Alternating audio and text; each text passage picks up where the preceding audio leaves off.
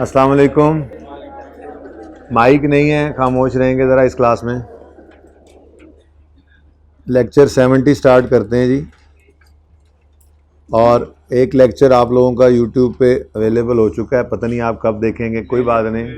कितने बच्चों ने ले लिया हुआ है? चलें, अब ये सख्ती आज नहीं कर सकता, बच्चे कम हैं तो अब बाकी। अच्छा जी, वैसे आपकी क्लास से पहले तक तो मुझे यही लग रहा था मैं वहाँ पर सवाल सॉल्व करूँगा, लेकिन पिछली क्लास में थोड़ा मुझे ना पेन स्टार्ट हो गई, तो इसलिए मैं यहाँ पे सवाल करता हूँ।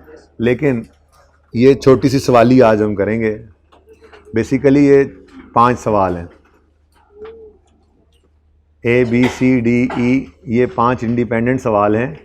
लेकिन इन 5 इंडिपेंडेंट सवालों को करने के लिए ऑनलाइन वालों को तो हर सवाल के पार्ट के बाद पॉज लेना पड़ेगा, लेकिन आप लोग सिर्फ एक को नोट करेंगे इंशाल्लाह, बल्कि वो भी आ रहा है कॉपी होकर। जो कॉमन है हर सवाल के अंदर वो हर सवाल अगले सफ़े के ऊपर हुआ होगा, और चेंज को सिर्फ आप नोट करते जाएंगे। वो फ़ोटो कॉपीज़ आ रही हैं, ठीक है भाई। उन्हें कह दें कि मेरे ख्याल में 50 कॉपीज़ भी ज़्यादा हो जाएंगी, बच्चे कम ही हैं, जितनी हो गई हैं कॉपीज़ बस वो ले आएँ, बाकी ज़रूरत पड़ने पर, ठीक है। फ़ोटो कॉपियर के पास टीए खड़े होंगे।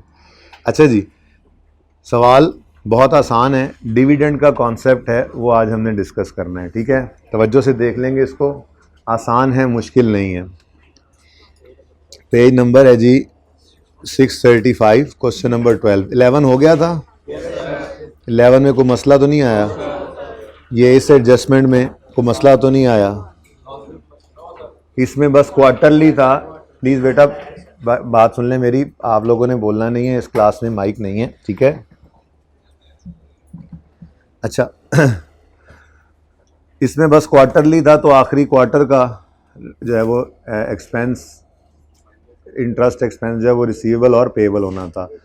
एक बात ज़हन में रखनी है, हमने इनकम एक्सपेंस के पॉइंट ऑफ व्यू से इस एडजस्टमेंट को देखा ही नहीं करना। मैंने थोड़ी सी बात वैसे आपसे ये कर दी थी कि देखो ना, एक ने अगर इनकम रिकॉर्ड की है, तो मिसाल के तौर पे पेरेंट ने इनकम रिकॉर्ड की है तो उसकी रिटेन्ड अर्निंग्स में आई पड़ी होगी, और दूसरी तरफ सब्सिडरी ने एक्सपेंस रिकॉर्ड किया है तो उसकी रिटेन्ड अर्निंग्स में से नेट हुई पड़ी होगी। तो इनकम और एक्सपेंस आपस में कैंसिल हो जाएंगे, इसलिए बैलेंस शीट का सवाल करते हुए इसको आपने कंसिडर नहीं करना। इनकम स्टेटमेंट इंशाल्लाह होपफुली मंडे को शुरू करेंगे, तो या देखूंगा कल मैं थोड़ी सी कर दूं बात अगर इसके ऊपर, तो जब वो सवाल करेंगे तो फिर इनकम एक्सपेंस को सोचेंगे कि उसका क्या करना है।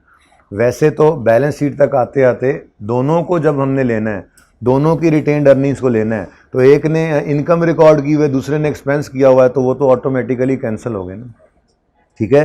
तो मसला रह जाता है आपस के रिसीवेबल पेएबल का। इसीलिए तो अगर इस सवाल की बात करें, ये देखें, इस सवाल के अंदर भी अगर आप गौर करें जो कल हमने किया था, यहाँ पर 1 जनवरी को, 31 दिसंबर भी नहीं, 1 जनवरी को क्या एंट्री हुई होगी? 1 जनवरी को एक साहब ने एंट्री की होगी, बोलो किसने किसने लोन दिया हुआ है?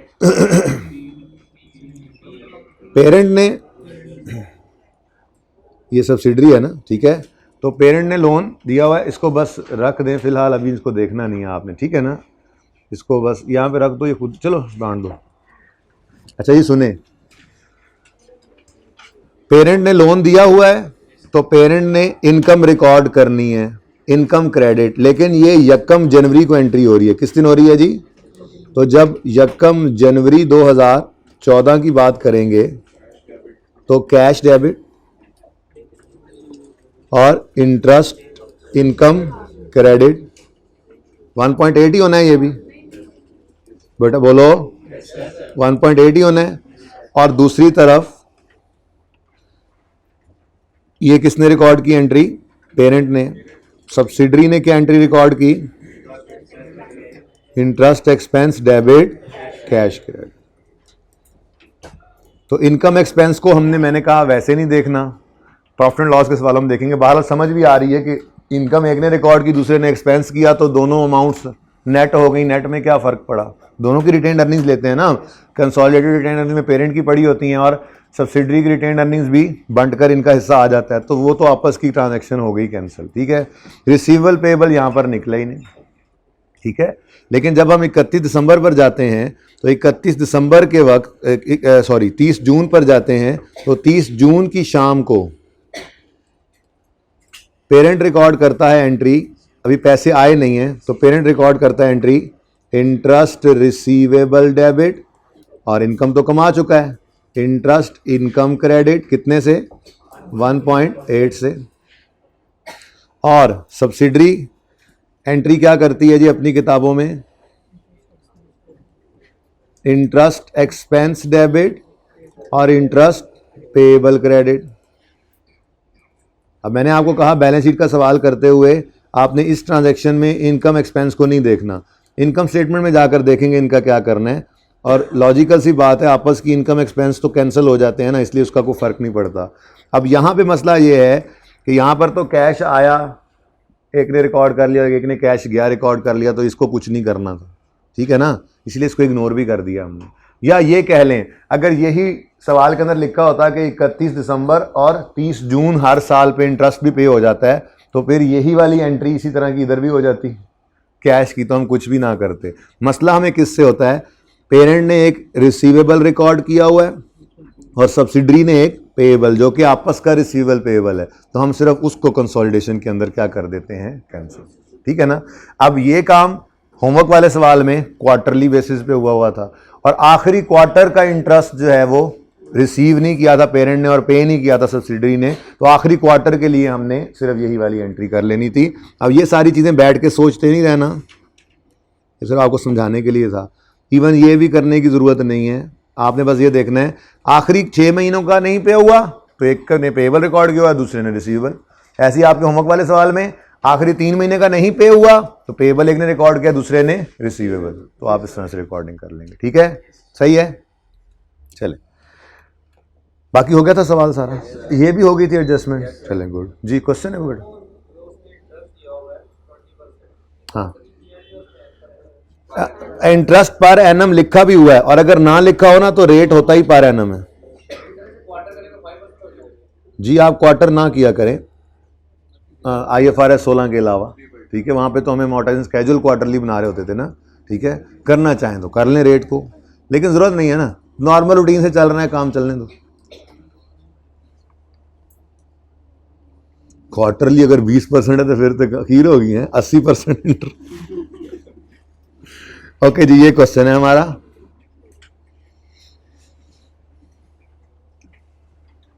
बाकी का क्वेश्चन एडजस्टमेंट 1 तक ये सेम रहना है, एडजस्टमेंट 2 जो है वो हर सवाल में बदलेगी, ठीक है, एडजस्टमेंट 2 हर सवाल में बदलेगी, इसलिए 1 तक का सवाल कर लेते हैं, ठीक है। वैसे बेहतर फील कर रहा हूँ, देख लेते हैं, देखते हैं, चलो एक तो करें ना, एक तो करें, थोड़ी बेहतरी आ चुकी है। असल में कल की क्लास जो है मेरी वो आप लोगों की होगी, मैं उसको कितने बजे आप जल्दी से जल्दी आ सकते हैं?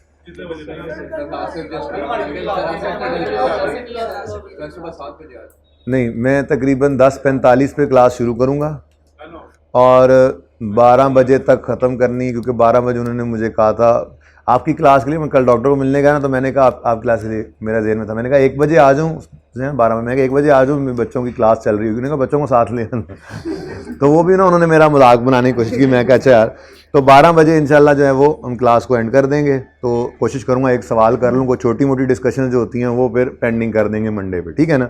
तो मुझे याद अब कराएंगे आमिर, ठीक है, 10:45 में हमने क्लास शुरू करनी है, इसके लिए ज़रूरी है पिछली को ख़त्म भी टाइम पे करना है, 10:40 वो ख़त्म होगी तो 10:45 बजे शुरू होगी, ठीक है।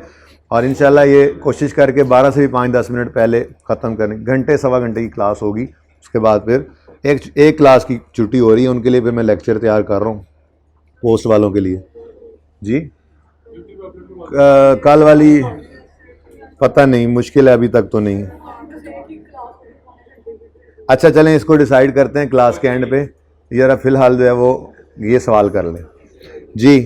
कंसोलिडेटेड स्टेटमेंट ऑफ फाइनेंशियल, भाई एंड तक आवाज़ आ रही है बेटा, सब नज़र भी सही आ रहा है, ज़रा कोशिश करें आगे बैठें, ये क्लास की सीट्स पिछली ना थोड़ी सी नीचे जी, इस साइड वाली। अच्छा जी, 30 जून 16 पर बैलेंस शीट बनानी है, तो हम फिलहाल तो मैं ए सॉल्व कर रहा हूं, ठीक है जी। पी ग्रुप,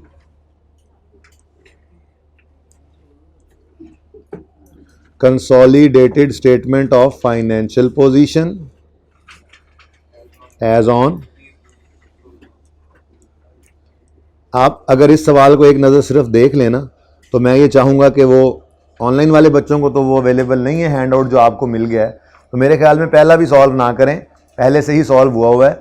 जितना कॉमन हर सवाल में करते हैं उसमें तो कोई टेक्निकलिटी है नहीं, उतना एक दफ़ा मुझे सॉल्व करने दें, ठीक है। उसके बाद आप देख लें उसके ऊपर सॉल्व हुआ है, या पहला सवाल करना हो तो सिर्फ मैक्सिमम वही करें। बहरहाल अगर आप फिलहाल वेट कर लें तो ज़्यादा बेहतर है, ठीक है। मैं बताता हूँ आपको क्या करना है, फिलहाल वेट कर लें, ठीक है। फिलहाल प्लीज़ वेट करें जी। इन्वेस्टमेंट इन एस, चलो जी, बिस्मिल्लाह ही कहाँ से हो रही है आज तो। आज हमारे पास कोई पीपीई वगैरह नहीं है।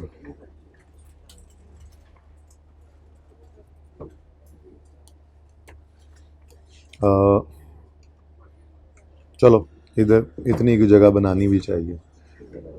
वर्किंग नंबर 1, प्लीज बेटा यार बातें नहीं करनी प्लीज।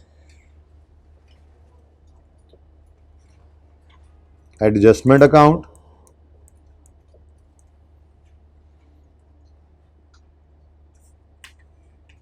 एस रिटेन्ड अर्निंग्स,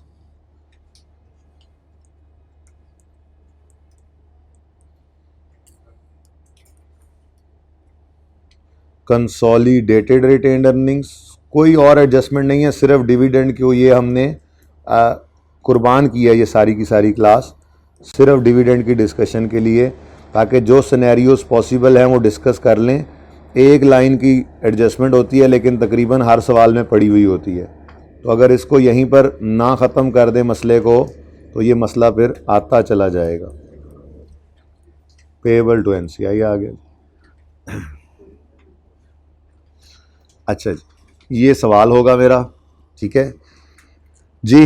तो investment in S at cost है, इन्वेस्टमेंट इन एस कितना जी, 450। नेक्स्ट करंट एसेट्स हैं, तो यहाँ पर थोड़ी सी जगह गुडविल की छोड़ देते हैं और करंट एसेट्स लिख लेते हैं। करंट एसेट्स कितने हैं जी, 793, ठीक है जी। नेक्स्ट ख़त्म कहानी। उसके बाद शेयर कैपिटल है, ठहर जाओ,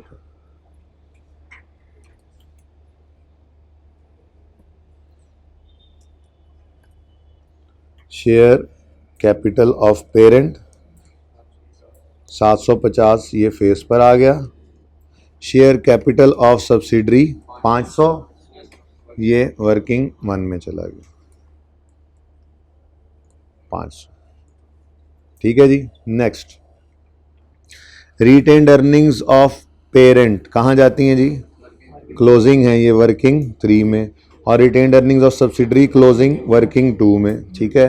तो वर्किंग 3 में आ जाएंगी पेरेंट की रिटेन्ड अर्निंग्स क्लोजिंग वाली कितनी 300, और सब्सिडरी की रिटेन्ड अर्निंग्स क्लोजिंग 230, ये एसआरई वर्किंग 2 में आ गई, ठीक है।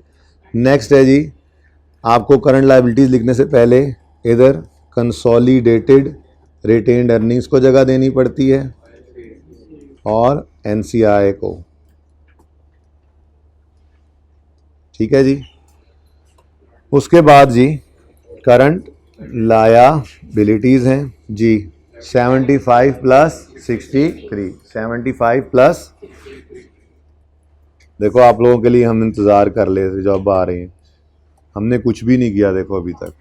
675 प्लस 793 को भी थोड़ा सा 675 प्लस 7, थोड़ा स्मार्ट करके लिख लें, ठीक है जी, मेरी तरह स्मार्ट बिल्कुल। यार तुम बंदे बड़े अच्छे हो, तुम सच बोलते हो। अच्छा ये सच नहीं था,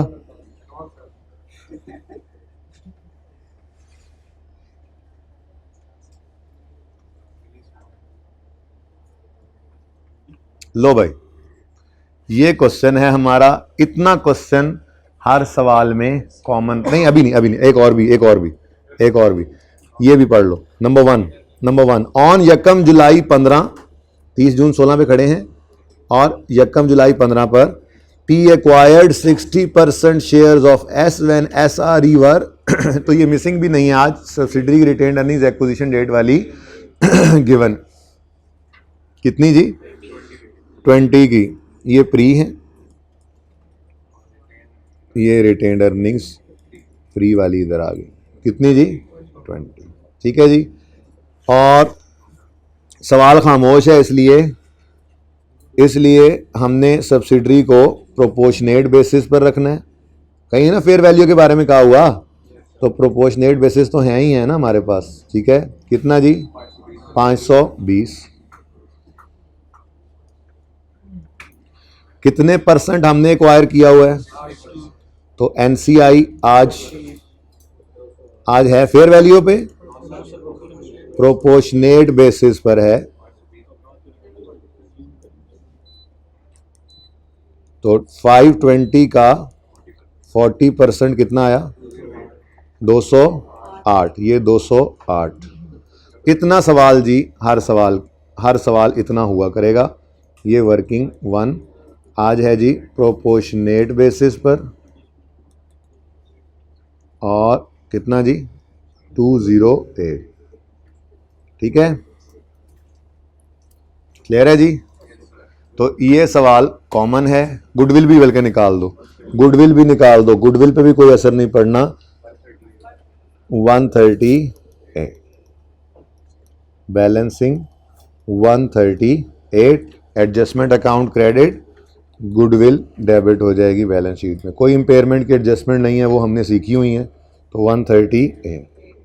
लेकिन जी ये ब्लैक मार्कर मेरा इसके बाद, ब्लैक पेन मेरा इसके बाद नहीं चलेगा। ठीक है, इसके बाद अब मैं चेंज करके हर एक सवाल को, ठीक है ताकि मुझे मिटाना आसान रहे। अब आप लोग फिजिकल वाले बच्चों को इतना सवाल सॉल्व करके दिया गया है हैंडआउट्स के अंदर 5 दफ़ा, ठीक है ना, क्योंकि इतने सवाल में कोई टेक्निकलिटी है ही नहीं। ओके, अच्छा जी, अब आज की मेन डिस्कशन शुरू करते हैं।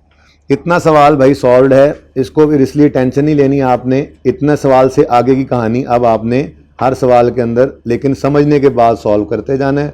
मैं भी फिर हर दफ़ा मिटाता जाऊंगा, आपको भी ज़रूरत नहीं पड़ेगी, जल्दी ये काम कर लेंगे इफेक्टिवली। ठीक है, यहाँ तक सवाल में कोई मसला है तो वो मुझसे अभी पूछ लें। यहाँ तक के सवाल में कोई मसला है तो मुझसे अभी पूछ लें जी।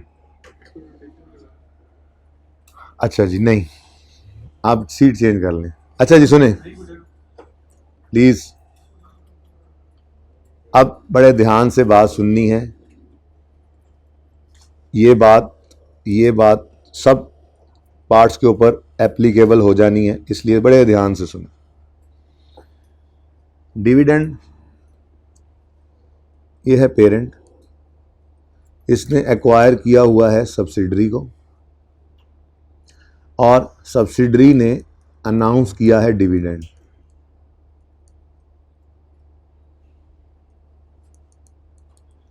जब सब्सिडरी ने डिविडेंड अनाउंस करना है तो उसकी क्या एंट्री करेगी subsidiary, drawings, debit, cash, credit. फिर हमने कहा था नहीं ड्राइंग्स नहीं, इसको कहते हैं डिविडेंड। तो डिविडेंड डेबिट रहा नहीं, करके ही छटेगा डिविडेंड डेबिट, और कट्ठे बंदे नहीं आ जाते, तो dividend debit, dividend payable credit. ठीक है, डन। अब डिविडेंड कहाँ जाता है, ये अर्निंग्स को कम करता है, तो रिटेन्ड अर्निंग्स। किसने ये अनाउंस किया है, एस ने, तो फिर किसकी अर्निंग्स कम होंगी, तो अगर एस डिविडेंड अनाउंस करे तो ये एंट्री बनेगी। ठीक है, मिसाल के तौर पे, बल्कि सवाल के तौर पे देख लेते हैं। अभी फिलहाल मिसाल के तौर पे, वैसे सवाल वाली फिगर उठाऊंगा। ठीक है, 50 रुपये डिविडेंड एस ने अनाउंस किया, 50 रुपये डिविडेंड, तो एंट्री की इसने 50 रुपये से एसआरई डेबिट और डिविडेंड पेएबल क्रेडिट। ठीक है जी, ये एंट्री किसकी किताबों में होगी, एस की बुक्स में। जिसने अनाउंस किया डिविडेंड, ये उसकी किताबों में एंट्री हो गई। ठीक है जी, एस बुक्स, ये एंट्री किसकी किताबों में होगी, एस की किताबों में। अच्छा, अब पी साहब जो हैं, ये डिविडेंड उनकी इनकम है कि नहीं है? बोलो, है ना। अब अगर इसने पेएबल रिकॉर्ड किया फिलहाल, ये तो डिफरेंट केसेस बनेंगे, फिलहाल तो मैं कह रहा हूँ कि इसने सिर्फ अनाउंस किया है, ठीक है। इसने पेएबल रिकॉर्ड करना है और जैसे ही खबर पेरेंट को आनी है उसने कहना है वाह जी वाह, वाह जी वाह, ठीक है। वाह जी वाह को जरा इधर ले आओ, थोड़ा सा इधर एंट्री भी तो करनी है ना। तो वाह जी वाह, वाह जी वाह करके इसने मरहबा कहा इसने, और इसने क्या करना है, इसने भी अनाउंस कर देना डिविडेंड, इसने रिकॉर्ड करना है इनकम को, ठीक है। अब अगर ये रिकॉर्ड करेगा इनकम तो ये एंट्री पास करेगा। अभी रिसीव नहीं हुआ, उसने भी अनाउंस ही किया, रिसीव नहीं हुआ तो फिर डिविडेंड रिसीवेबल डेबिट और डिविडेंड इनकम क्रेडिट, ठीक है जी। अब जाहिर सी बात है, आपको पता है ये इनकम्स एक्सपेंसेस हमारे पास फिलहाल तो कोई रिकॉर्ड करने की जगह है नहीं, ठीक है। तो हम इसको रिटेन्ड अर्निंग्स में फेंकते हैं। क्या चीज़ जी?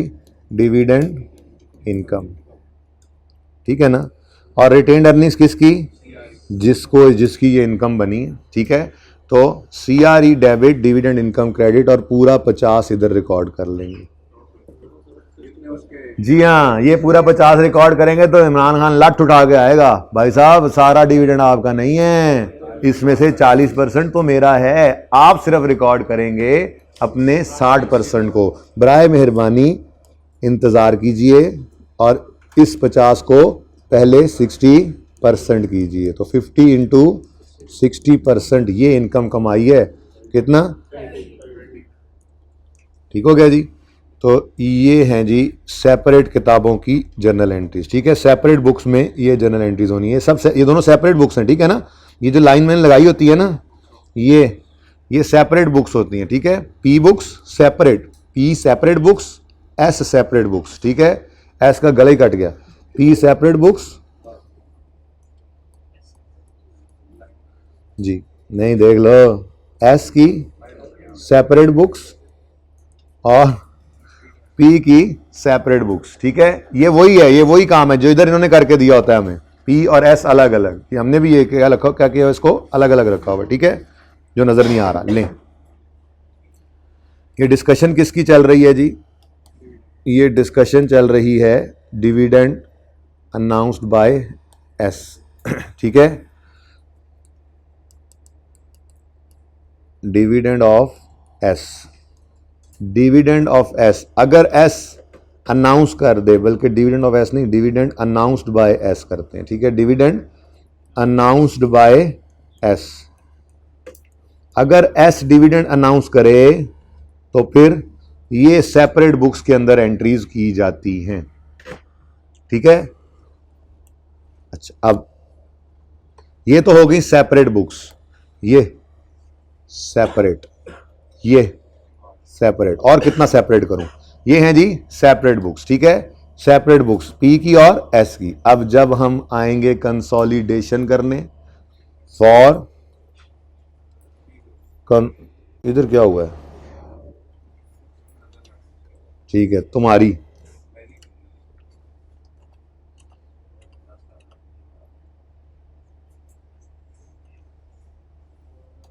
फिर लिख लेते हैं भाई, और क्या हो सकता है, और क्या हो सकता है, नैशी डाल दिया इसने जी। यहाँ पे क्या लिखा था हमने, CRE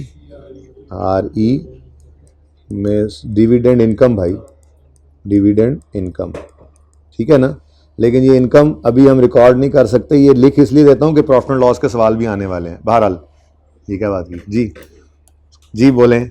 ये तो थी पी की सेपरेट बुक्स और एस की सेपरेट बुक्स, ठीक है। अच्छा, फॉर कंसोलिडेशन, हम कंसोलिडेशन में क्या करेंगे जी, हम आपस का रिसीवेबल और पेएबल रिकॉर्ड करेंगे। अब आपस का 50 है या 30 है? हाँ जी, ग्रुप के लिए बाकी के 20 रुपये इमरान खान के पेएबल हैं, उसको नहीं कैंसिल कर देना। फिलहाल मसला किसका है? 30 का। तो हम फॉर कंसोलिडेशन पर्पस, हम ये काम अगर सेपरेट बुक्स में हो चुका है तो कंसोलिडेशन पर्पस के लिए हमने क्या करना है, बोलें बोलें बोलें, पेएबल डेबिट, हाँ डेबिट करेंगे हम डिविडेंड पेएबल को,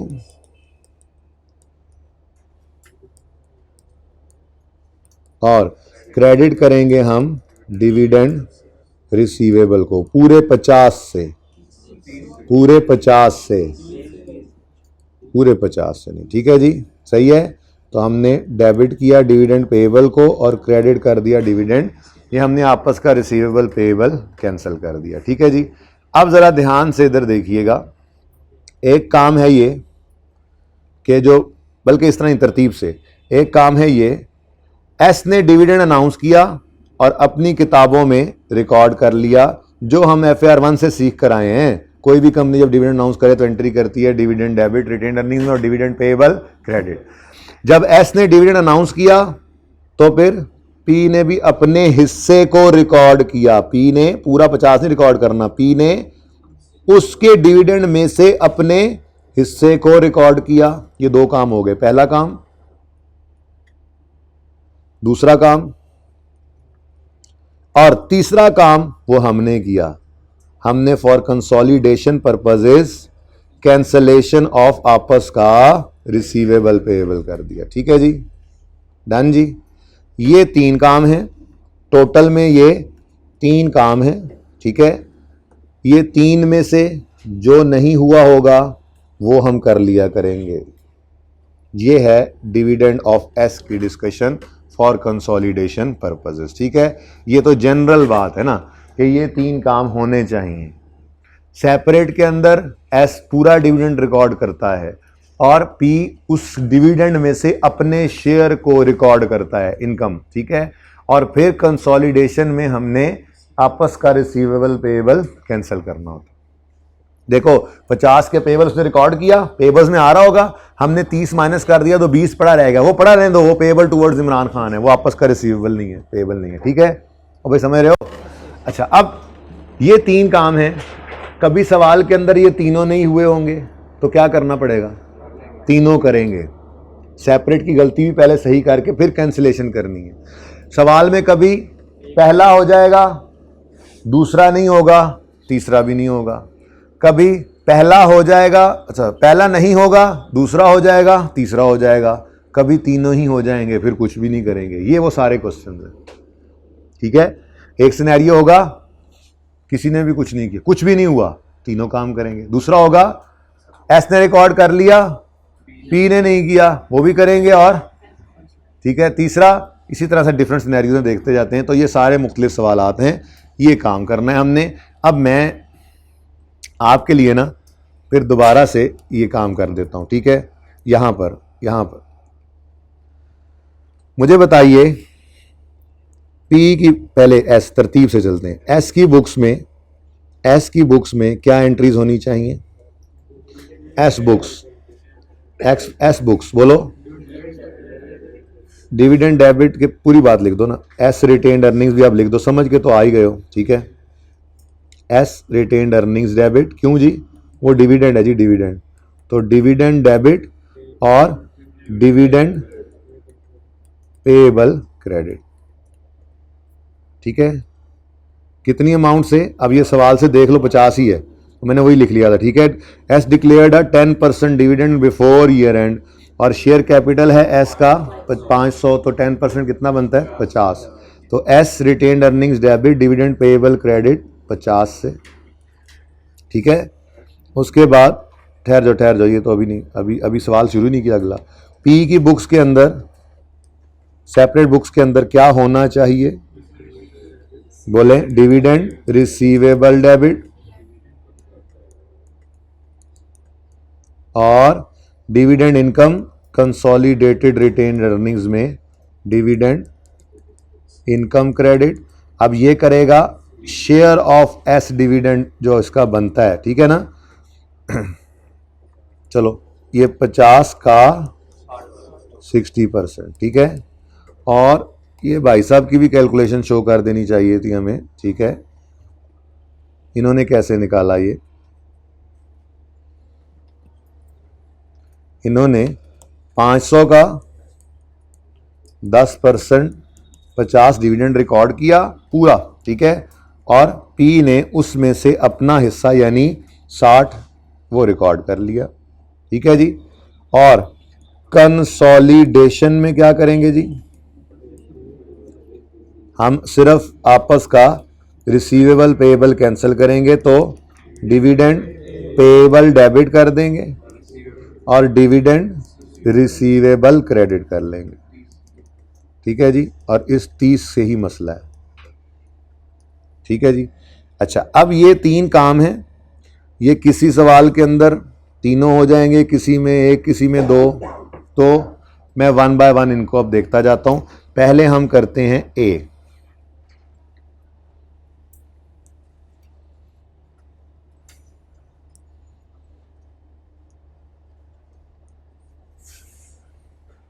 लो भाई पढ़ते हैं। S declared a dividend before year end, S ने बिफोर ईयर एंड डिक्लेयर कर दिया है। ट्रांजैक्शन किधर गया, transaction has not been accounted for, ये ट्रांजैक्शन अकाउंट फॉर हुई नहीं। एस ने अनाउंस कर दिया है बिफोर ईयर एंड, लेकिन अकाउंट फॉर ही नहीं किया। इसका मतलब एस की किताबों में ये काम नहीं हुआ, तो ये एंट्री टू बी पास्ड है। बोलो, ये एंट्री टू बी पास्ड है, बोलो। उसके बाद दूसरा, इसको ऐसे ही बढ़ा लेते हैं ताकि हर पार्ट के लिए बार बार ना करना पड़े। आपके लिए सवाल किए हुए हैं, आज आपके लिए भी सहूलत है। अच्छा, बार बार नहीं करना पड़ेगा, लेकिन बस ध्यान से इसको देखते रहें जी। एक ए पार्ट में पहली एंट्री टू बी पास्ड है, चूंकि अकाउंट फॉर ही नहीं हुई ये ट्रांजैक्शन, तो दूसरी एंट्री भी आपको पास करनी पड़ेगी। आप कहोगे ये क्या बात हुई, पहले रिसीवेबल पेएबल बुक करो फिर रिवर्स करो। भाई सेपरेट फाइनेंशियल स्टेटमेंट्स की ये गलती है, उस गलती को पहले सही करना है। सेपरेट की कोई गलती हो तो वो गलती सही करके फिर कंसोलिडेशन करेंगे, ठीक है। और फिर जब ये हो जाएगा तो फिर आपको कैंसिलेशन भी करनी पड़ेगी। उन निकम्मों ने नहीं एंट्री की तो आप करो, ठीक है। आप पहले एंट्री करो फिर उसको कैंसिल करो, ठीक है। इसका मतलब सबसे पहली एंट्री, लाल वाला सवाल, डिविडेंड एसआरई में, इधर एसआरई डेबिट, एसआरई डेबिट और डिविडेंड पेएबल क्रेडिट। पहली एंट्री हो गई। यहां पे आपने क्या लिखा, बस डिविडेंड लिख दो। बहुत तकलीफ हो रही है तो इंटू 10% भी कर दो, ठीक है, सही है। पहली एंट्री हो गई, SRE debit, dividend payable credit, clear सबको। नेक्स्ट एंट्री, अब दूसरे भाई साहब ने रिसीवेबल रिकॉर्ड नहीं किया हुआ, तो रिसीवेबल रिकॉर्ड कराओ भाई। करंट एसेट्स के अंदर +30 ये डिविडेंड रिसीवेबल डेबिट, और सीआरई में डिविडेंड इनकम क्रेडिट, ये इसने डिविडेंड इनकम रिकॉर्ड कर ली। तकलीफ हो रही है तो 50 का 60% लिख लो। पर्चे में तो ऐसे ही करोगे ना, एंट्री थोड़ी किए बैठे होगे आप, डायरेक्ट करोगे। अब ये देखो, आपने आपस का रिसीवेबल पेएबल पहले रिकॉर्ड किया। ये क्यों रिकॉर्ड किया है, क्योंकि सेपरेट की ये गलती थी, पहले इस गलती को सही किया हमने। अब क्या करना पड़ेगा, आप कहेंगे ओहो आपका रिसीवेबल पेएबल रिकॉर्ड हो गया, क्या करें इसको, कैंसल। तो 30 को कैंसल करो, रिसीवेबल क्रेडिट पहले करवाओ इससे, रिसीवेबल क्रेडिट और पेएबल डेबिट। अब देखो, क्रेडिट किया था आपने 50 से पेएबल को, और डेबिट किया आपने 30 से, तो फिर क्या रह गया, इधर बढ़ाया था आपने पेएबल को 50 से, कम किया 30 से, तो 20 रह गया। इस 20 को रहने दो, क्योंकि ये पेएबल टू इमरान खान है, ये पेएबल टूवर्ड्स आउटसाइड वर्ल्ड है, इसको पेएबल में ही पड़ा रहने दो, ठीक है, सही है। लो जी, सवाल हो गया, मुझे जरा जवाब बता दें, बताएं प्लीज जी। आप कह रहे हैं जी इस तरतीब से चले ना, आप क्या कर रहे हैं। अच्छा यार, इस तरतीब से चल लेते हैं। बताओ जी, यहां से सीआरई में कितना जाना है और एनसीआई में कितना जाना है जी। बचा कितना, 210 नहीं, अच्छा 50 मुझे नजर ही नहीं, लाल नजर नहीं आया मुझे जी। जी जी, ये बात पूरी करना लें यार, तेरी पक्की आदत है उस्ताद बीच में रोकने वाली। सी रिटेन्ड अर्निंग्स जी 100 60 का 60% और 160 का 40%। जी कितना? 96 और 64। ख़त्म कहानी। 96 और 64। 96 चला गया CRE के पास, 64 चला गया NCI के पास। जी कहाँ से आया जी? S retained earnings, S retained earnings. ठीक है, डन। क्लोज करो इनको भी, कैरी डाउन बता दो। 426 कैरी डाउन बता दो जी। 272, तो 426 और 272।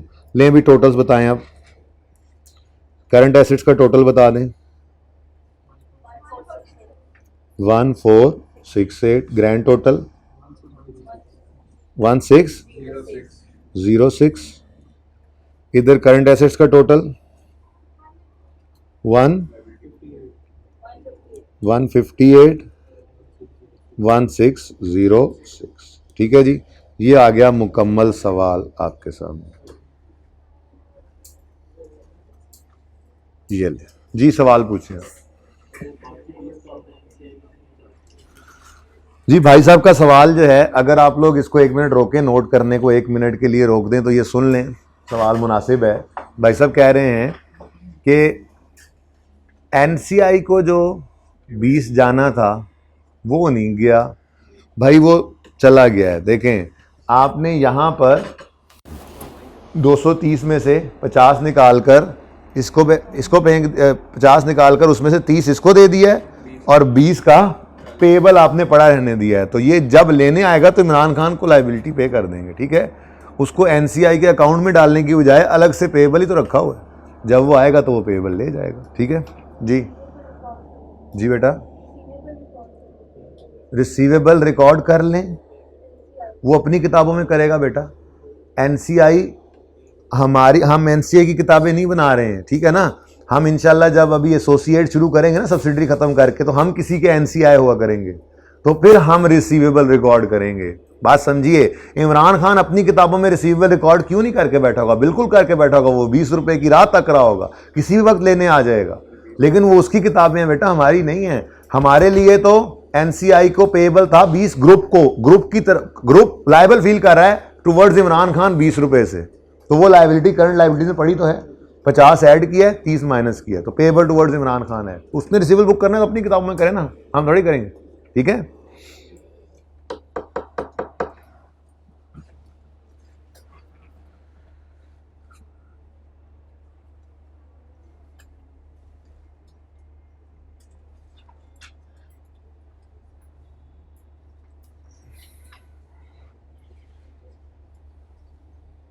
जी सही है। इतना सवाल आप नोट करना चाहें तो अब कर लें। ठीक है, आप चाहें तो ये सारा एक दफ़ा नोट कर लें एक बार बगैर देखे, या फिर जो सफ़ा आपको दिया है उसके ऊपर कर लें। ऑनलाइन वाले बच्चे तो यहाँ पर पॉज करेंगे वीडियो, इसको देखे बगैर अब ए पार्ट कर रहे होंगे, और पॉज कर दी उन्होंने और प्ले कर ली। उम्मीद है ये अब उन्होंने नोट कर लिया होगा। ठीक है, ओके। ये बच्चों फिल कर लो, आप ये सफ़ा फिल कर लो। ये सफ़े के ऊपर एस बुक्स में क्या होना चाहिए, वो एंट्री लिखी हुई है, लिखनी पड़ेगी ना आपको। पी में होना चाहिए, कंसोलिडेशन ये होनी चाहिए, और इस क्वेश्चन के अंदर अलग अलग पार्ट्स है ना चूंकि, तो वो लिखा हुआ एस बुक्स के नीचे जगह खाली है, तो आप एस बुक्स के नीचे लिखोगे टू बी पास्ट, फिर ई बुक्स वाली के नीचे लिखोगे जहाँ पे लिखा हुआ है कोने पे टू बी पास्ट और टू बी पास्ट, तीनों टू बी पास्ट आएंगे। ठीक है, एक मिनट ज़रा, नेट तो चल रहा है, ज़रा पॉज करें आमिर भाई। अच्छा जी, ये मैं ये अर्ज़ कर रहा था कि ऑनलाइन वाले बच्चों को चूँकि पॉज करने की सहूलत होती है, तो वो तो पॉज करके हर पार्ट नोट कर रहे हैं। ये फिज़िकल वाले बच्चों को इस तरह से सवाल दे दिया गया है। ठीक है, अब इस सवाल में मैं ये अर्ज़ कर रहा हूँ कि बाकी का काम तो हर सवाल में बराबर चलते रहना है, पर पहला सवाल अगर आप पूरा सॉल्व कर लेते तो अच्छा होता। ठीक है, अब इसमें ये जगह खाली छोड़ दी गई है। एस बुक्स में पहली एंट्री आप लिखेंगे SRE debit dividend payable credit 50 से, और नीचे लिखा हुआ है टू बी पास्ड। यहां पे आप लिख लोगे टू बी पास्ड। पहले आप क्या कर लोगे, ये तीनों एंट्रीज लिख लोगे, ठीक है। SRE debit dividend payable credit 50 से, फिर dividend receivable debit CRE credit 30 से, फिर डिविडेंड रिसीवेबल क्रेडिट और डिविडेंड पेएबल डेबिट 30 से। ये तीनों लिखने के बाद आपने सवाल में पार्ट ए जाके पढ़ा, उन्होंने कहा ये अकाउंट फॉर ही नहीं हुई, ओए ओए ओए ओए, तीनों ही काम नहीं हुए। हमने लिखा फिर to be passed, to be passed, to be passed, और ये तीनों काम कर लिए, ठीक है। और यहां पे हमारा पहला सवाल हो गया, ओह पहला सवाल हो गया खत्म, ठीक है जी, डन, ठीक है।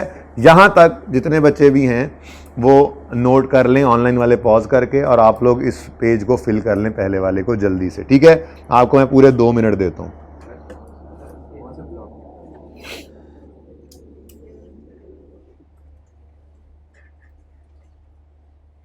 सवाल कर लिए तुमने?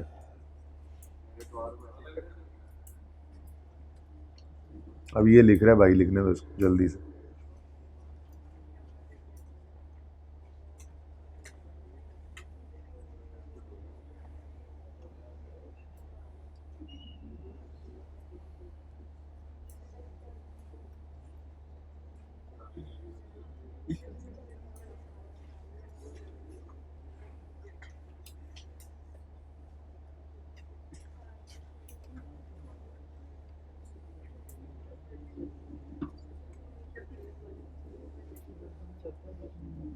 ठीक है जी, पिक्चर भी ले सकते थे आप वैसे।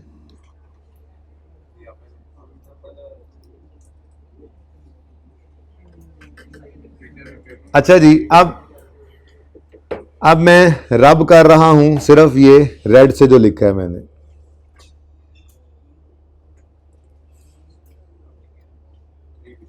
नहीं गया, नहीं गया। और जाहिर है ये टोटल्स, गुडविल लिखा भी रहता तो खैर था, वैसे गुडविल को लिखा रहने दे। ये टोटल्स बदल जाएंगे, अगर ट्रांजैक्शन ना बदले तो ना सही, ठीक है। शेयर कैपिटल वैसे ही रहने दो, रिटेन्ड अर्निंग्स ये फिगर और ये टोटल, ठीक है जी।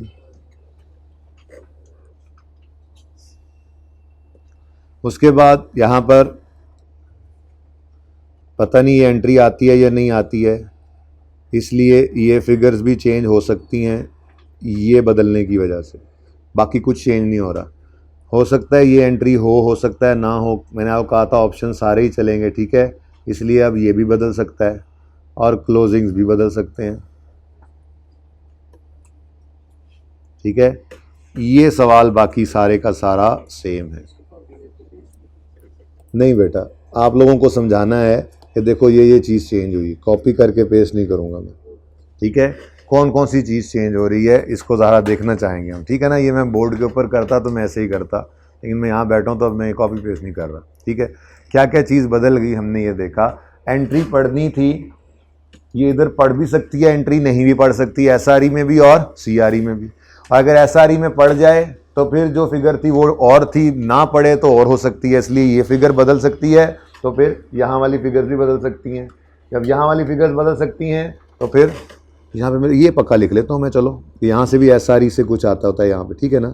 तो बहरहाल ये फिगर बदलेगी तो क्लोजिंग भी बदल सकते हैं, तो ये चीज़ है, ठीक है, सही है। चलें अब पार्ट बी करते हैं। पार्ट बी में क्या कह रहा है, एस डिक्लेयर्ड आ डिविडेंड। अब देखो इतना सवाल आप लोगों के पास, सबके पास अब सॉल्व है। आप पेज 2 ओपन करें, उसमें बी पार्ट लिखा हुआ है, उसमें बी पार्ट लिखा हुआ है। इतना सवाल सब बच्चों के पास अब सॉल्व है, ठीक है। बस ये एंट्री नहीं लिखी, ये तो दोबारा लिखनी पड़ सकती हैं आपको, ठीक है। वो भी लिख देनी चाहिए थी, वो पता नहीं इन्होंने सारी उड़ा दी। अच्छा सुने, S declared a dividend before year and which was paid after year and, मतलब ईयर एंड पर वो पेएबल रिसीवेबल तो होना है।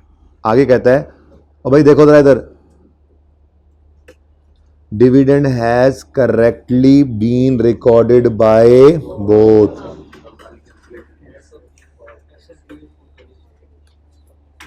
ग्रीन सिनेरियो बी,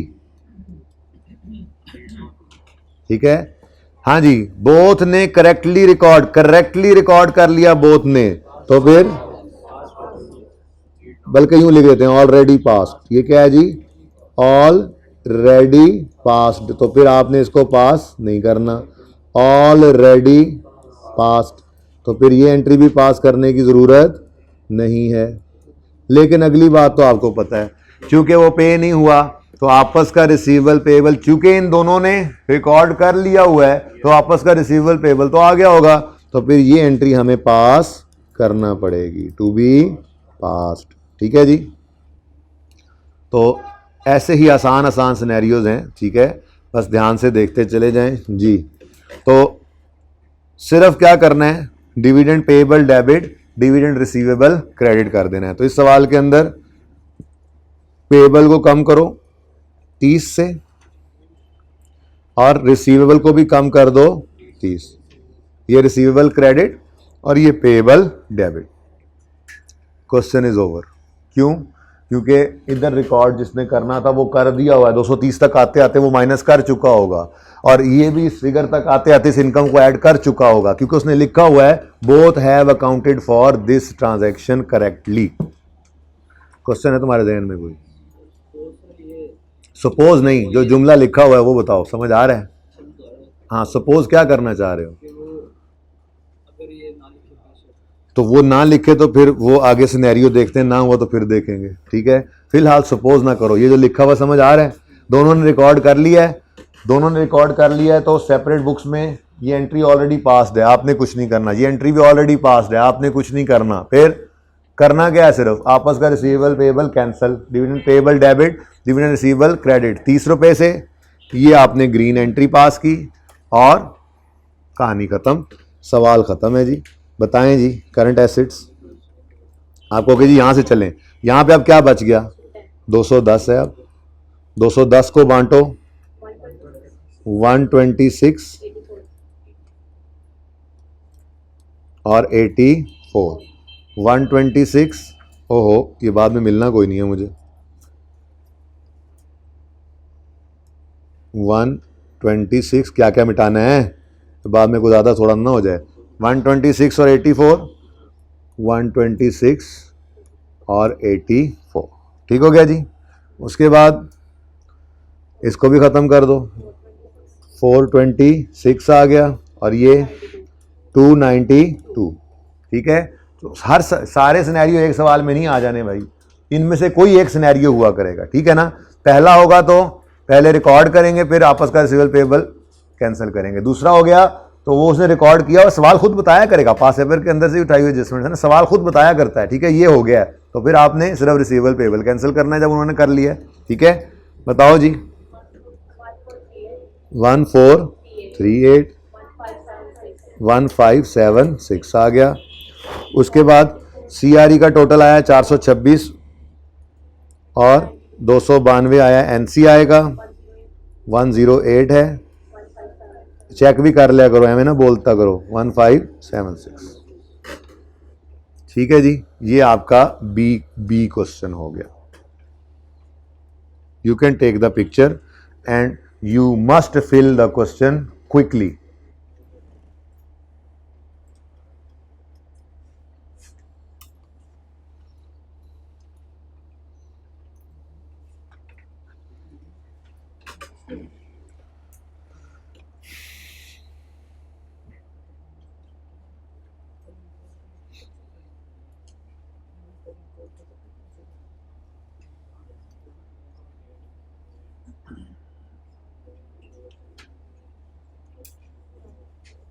पता है टीए ने आगे मुझे क्या कहा, सर IFRS 8 के डिस्क्लोजर्स वगैरह आपने नहीं पढ़ाए हुए थे बच्चों को? क्या मतलब नहीं पढ़ाए हुए? बनवाए हुए थे, डिस्क्लोजर ही तो बनवाए थे भाई।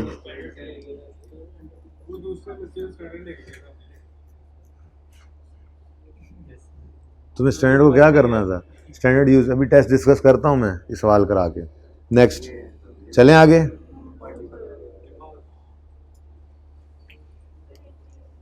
देखनी है, अच्छा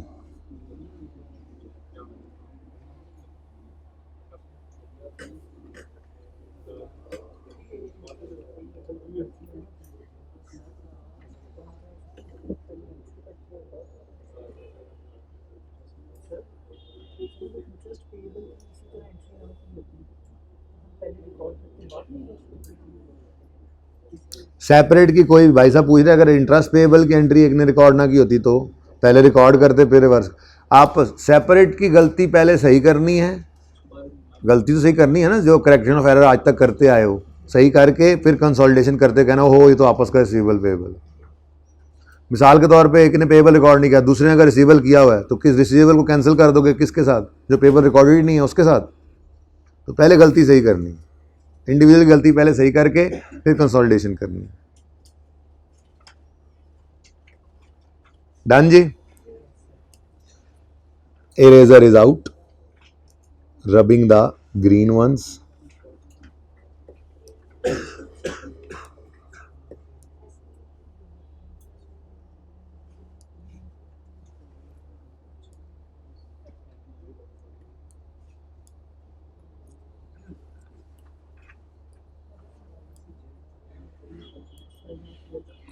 rest of the question is same.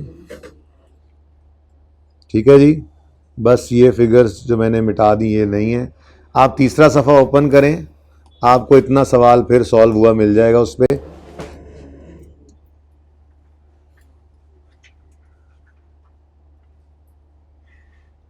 ठीक है जी, सॉल्व है।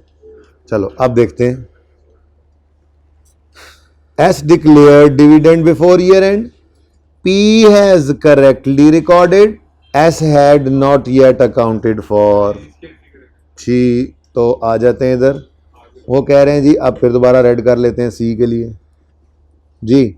P has correctly recorded यानी ऑलरेडी पास्ट, तो इधर कुछ नहीं करेंगे, लेकिन S ने जो करना था वो नहीं किया तो ये टू बी पास्ड है। ठीक है, और फिर अगली बात तो होती ही होती है, ये भी टू बी पास्ड हो जाए। ठीक है जी, तो भाई पहली एंट्री करेंगे और तीसरी करेंगे दूसरी। पी ने फटाफट सुनते ही, खबर मौसूल होते ही उन्हें अपने इनकम रिकॉर्ड कर ली थी। ठीक है, और पी ने खुद जिसने देना था उसने अभी तक एंट्री नहीं की, तो पहले एंट्री करवाओ। ठीक है, तो जी SRE debit, dividend payable credit कितने से, 50 से। ये डिविडेंड है जी, डिविडेंड पेएबल।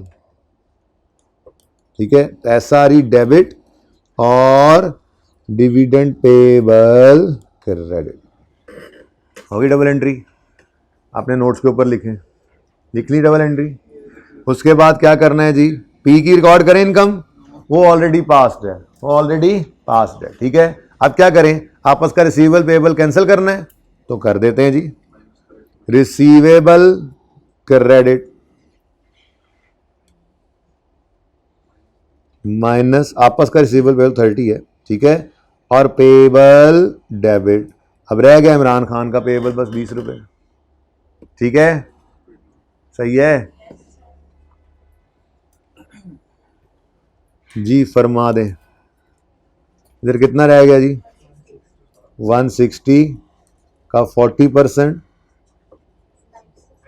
96 और 64, 96 और 64, क्लोजिंग 396। कभी तो मैं भी टोटल कर दूं, और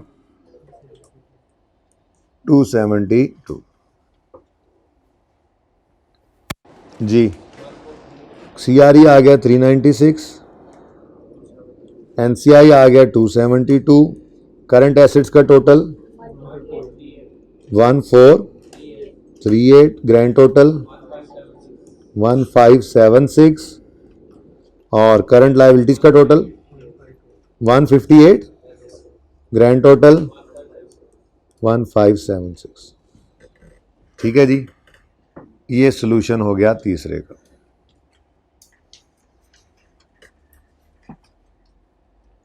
अपनी उसी पेज के ऊपर आप भी साथ ही कर चुके होंगे। इजी हो गया ना, बार बार नोट करना पड़ता था। पिछली बार तक हम ऐसे करते थे, तो इस बार ये काम करते, बच्चे बार बार नोट करते थे। लेकिन घर पे आपने ये पांचों को अलग अलग सवाल समझ के करना। नहीं चलें, 2 सवाल इसको रहने दें, 2 सवाल पास पेपर के, वो क्वेश्चन हैं होमवर्क में होंगे, 2 सवाल पास पेपर नहीं, 2 सवाल। नहीं अभी नहीं चल रहा है सवाल, होमवर्क लिख लें, मैंने कहा भूल ना जाऊं। क्वेश्चन 13 और 14 होमवर्क में करना है आपने, इससे अगला 13 और 14 ये होमवर्क में करना है, 2 सवाल करना, ठीक है।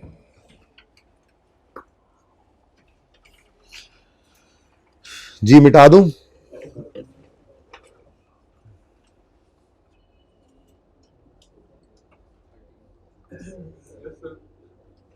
कुछ बच्चे कर रहे हैं।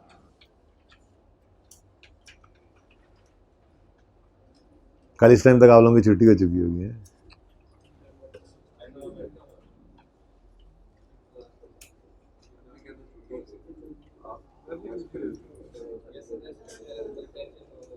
बारह बजे छुट्टी दे दूंगा इनसे। मिटा दूं? बता तो दें, मोबाइल यूज करना शुरू कर दिया आपने, बताया नहीं मुझे। पहले इंतजार करा रहे थे।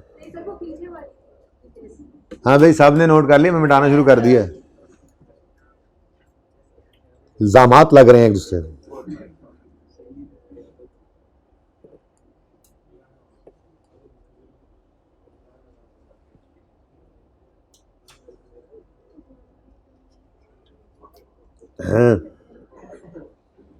आज पढ़ाई क्लास से सारे दी आवाज़ ज़्यादा आ रही हैं जी। स्पीकर नहीं है ना, तो आप लोगों को बिल्कुल ही चुप बैठना पड़ रहा है, वरना तो टू टू टाँ टाँ लगी रहती है। जी मुझे पता है जितना को आप लोग, ये सिर्फ बातों की हद तक ही रह गया अब, वरना तो माशाल्लाह से आप लोग आजकल आगे जा रहे हैं। अब मैंने थोड़ी सी तारीफ कर दी, थोड़ी शर्म करके चुप करके बैठना अब। G D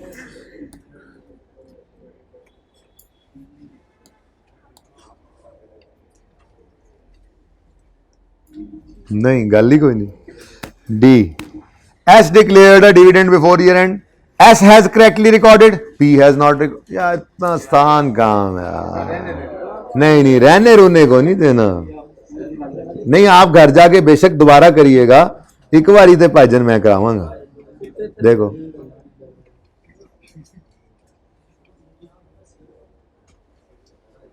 G, S has correctly recorded, already past. ओए पी हैज नॉट रिकॉर्डेड, तो टू बी रिकॉर्डेड। अच्छा, ये पर्चे के अंदर सिर्फ ये तो प्रैक्टिस है ना, पर्चे के अंदर ज़बानी ये सब देख कर करना होगा, ठीक है ना। एंट्री का पता होगा, अमाउंट फुल डिविडेंड की निकाल लेंगे और शेयर भी निकाल के रखेंगे। जो हो गया होगा वो करने की ज़रूरत नहीं हुआ करेगी आपको। अभी सबसे फेवरेट ICAP का सबसे फेवरेट सिनेरियो तो अभी ई में पढ़ा है, अभी तो उसकी तैयारी कर, वो बाद में पढ़ना ना, वो करवाना ही है ना। तुम अगला पढ़ लो पहले, बदतमीज आदमी। टू बी रिकॉर्डेड, ये एंट्री भी रिकॉर्ड करनी है, ठीक है जी, क्योंकि वो कह रहा है डिक्लेयर बिफोर ईयर एंड कर दिया है उसने, ठीक है। रिकॉर्ड नहीं किया अगर पी ने, तो जाहिर सी बात है पे नहीं हुआ होगा तो रिकॉर्डिंग से बच गया, वरना पेमेंट हो जाए तो अकाउंटेंट कहाँ भूलता है, कैश की एंट्री नहीं भूलता वो, ठीक है। लो भाई, तो पहली एंट्री ऑलरेडी पास हो गई है। दूसरी, dividend receivable debit plus dividend receivable debit और डिविडेंड इनकम क्रेडिट, कितने से जी? 30 से। अब पर्चे में आप कर रहे होगे तो 50 इंटू 60% यहां लिख दोगे, क्योंकि कौन सा एंट्री नीचे हुई पड़ी होती है, ठीक हो गया। नेक्स्ट क्या? टू बी रिकॉर्डेड, आपस का रिसीवेबल पेबल कैंसिल करो, आपस का रिसीवेबल पेबल ये वाली एंट्री करो, रिसीवेबल को क्रेडिट करो यानी खत्म करो, और पेबल को डेबिट करके खत्म करो, ठीक है। और सवाल खत्म हुआ। 210 का 60%, नहीं वही नहीं बोलो, वही यहां पे लिख दूं, वही क्या करूं इस वही का जी? 126 और 84, क्लोजिंग बताओ। 456 292, 456 और 292 जी। और करंट एसेट्स का टोटल 14, ग्रैंड टोटल 1606। समझे, अलग अलग सवाल हैं, पिछले को याद ही ना रखा करें जी। 108 1606।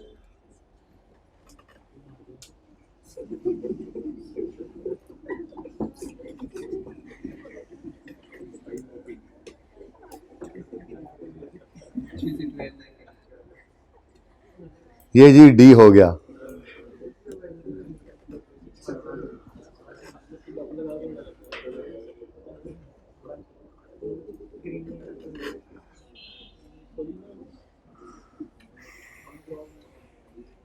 समझ आ रही है?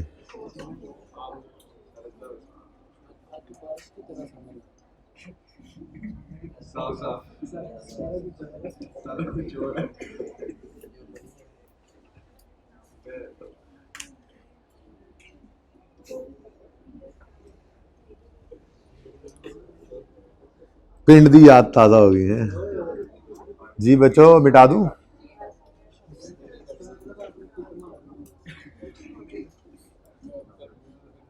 तो वो तुम लोग क्या क्लास की तैयारी कर रहे थे, वरना पित मार लेते।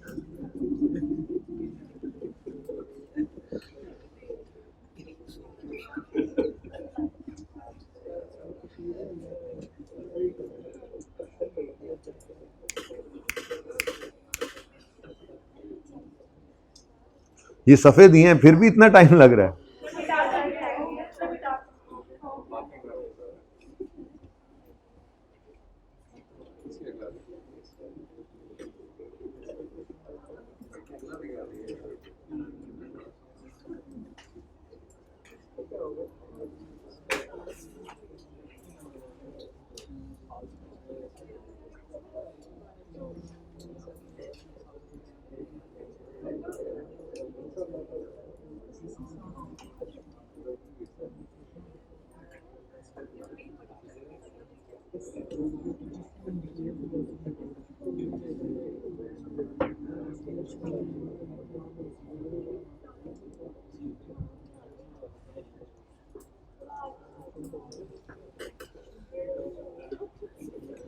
ले जी, ई इधर तो लिख लें।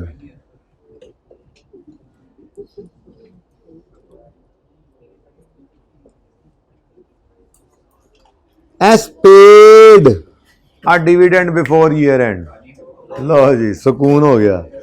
अगर पेड है तो पेड की एंट्री तो ना एस ने बोली होनी है ना पी ने बोली, तो बस आपस का रिसीवेबल पेएबल कैंसिल कर देते हैं।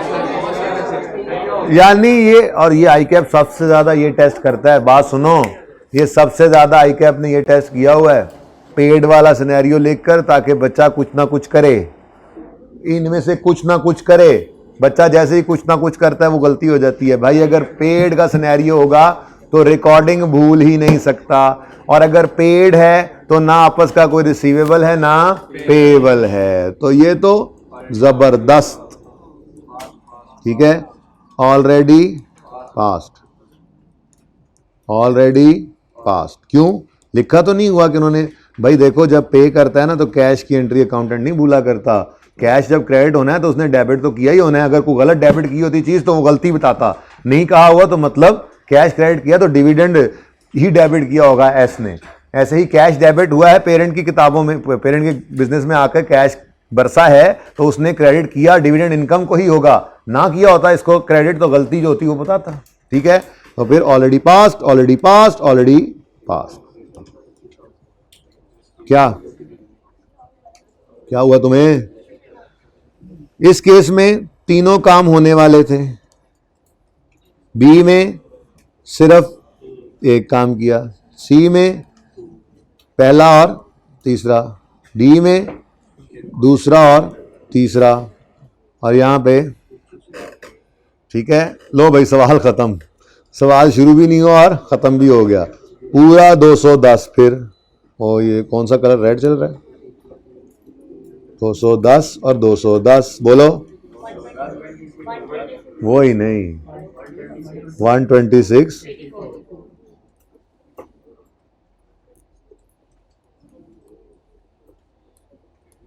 क्लोजिंग 426 292। 426 292 जी, 1468 1606 138 1606। ये जी है आपका फुल फ्लेज क्वेश्चन, ठीक है।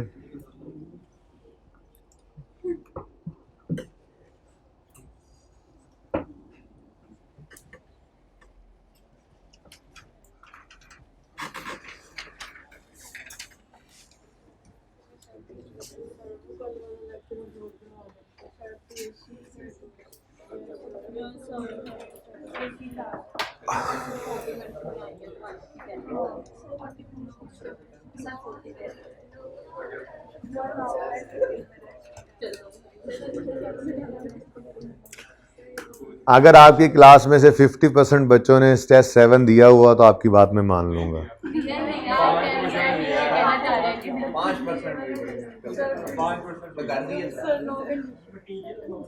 कितने बच्चों को जब टेस्ट दिया था तो घर में उन्होंने ट्राई कर लिया है, वो भी 50% नहीं बने? फिर तो बिल्कुल ही नहीं।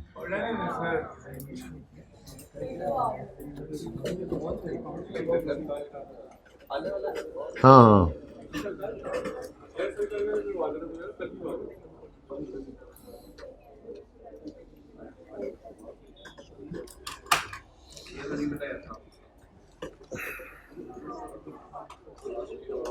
इस चैप्टर के अंदर एक सिर्फ छोटी सी बात आपको नहीं बताई हुई थी। अब ये अच्छा, वो छोटी सी बात थी जिसका शायद कोई एक आध नंबर मिस हो गया हो आपसे। वो छोटी सी बात थी डिस्क्लोजर के अंदर जनरल डिस्क्लोजर्स का देना। जनरल डिस्क्लोजर्स आपको कहा था रीड कर लेना, लेकिन रीड करके इतनी लंबी कहानियां सामने जो आती हैं उनका कुछ नहीं करना था। मकसद कहने का ये है कि जनरल डिस्क्लोजर्स के अंदर हमने सिर्फ ये लिख के बताना होता है कि जितने सेगमेंट्स हमने आइडेंटिफाई किए हैं उनका क्या क्या काम है। सवाल में ऐसी बात लिखी हो तो वो लिख दी जाती है।